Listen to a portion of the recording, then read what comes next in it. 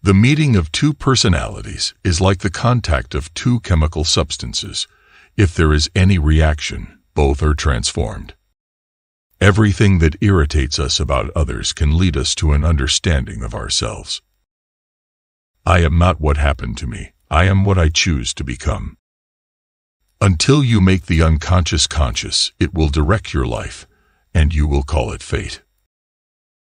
You are what you do, not what you say you'll do. Knowing your own darkness is the best method for dealing with the darknesses of other people. The pendulum of the mind oscillates between sense and nonsense, not between right and wrong. Every form of addiction is bad, no matter whether the narcotic be alcohol, morphine, or idealism.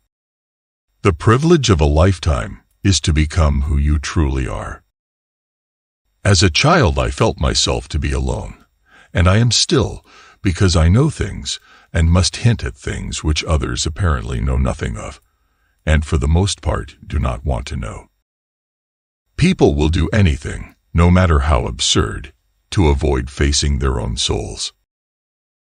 The most terrifying thing is to accept oneself completely. There's no coming to consciousness without pain. One does not become enlightened by imagining figures of light, but by making the darkness conscious. Show me a sane man, and I will cure him for you. People will do anything, no matter how absurd, in order to avoid facing their own souls. One does not become enlightened by imagining figures of light, but by making the darkness conscious. No tree, it is said, can grow to heaven unless its roots reach down to hell. In all chaos, there is a cosmos, in all disorder, a secret order. Mistakes are, after all, the foundations of truth, and if a man does not know what a thing is, it is at least an increase in knowledge if he knows what it is not.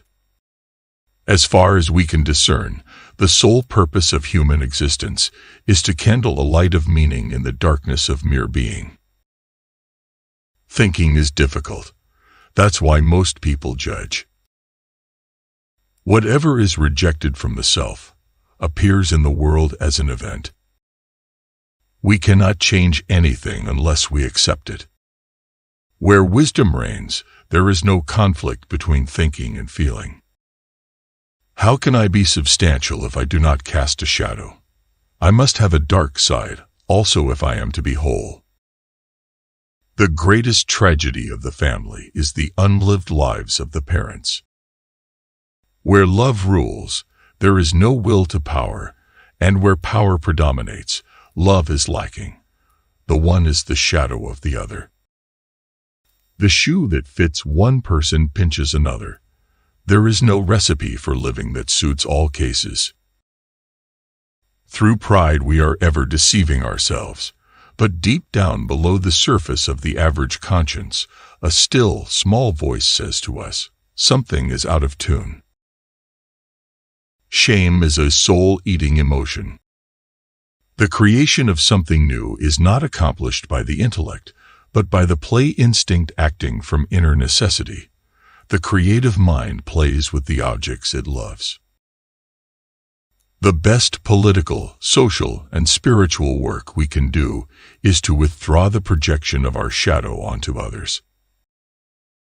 What you resist persists. To find out what is truly individual in ourselves, profound reflection is needed, and suddenly we realize how uncommonly difficult the discovery of individuality is. The first half of life is devoted to forming a healthy ego. The second half is going inward and letting go of it. About a third of my cases are suffering from no clinically definable neurosis, but from the senselessness and emptiness of their lives. This can be defined as the general neurosis of our times. Nothing has a stronger influence psychologically on their environment, and especially on their children, than the unlived life of the parent. The reason for evil in the world is that people are not able to tell their stories. Wholeness is not achieved by cutting off a portion of one's being, but by integration of the contraries. If there is anything that we wish to change in the child, we should first examine it and see whether it is not something that could better be changed in ourselves. Nights through dreams tell the myths forgotten by the day.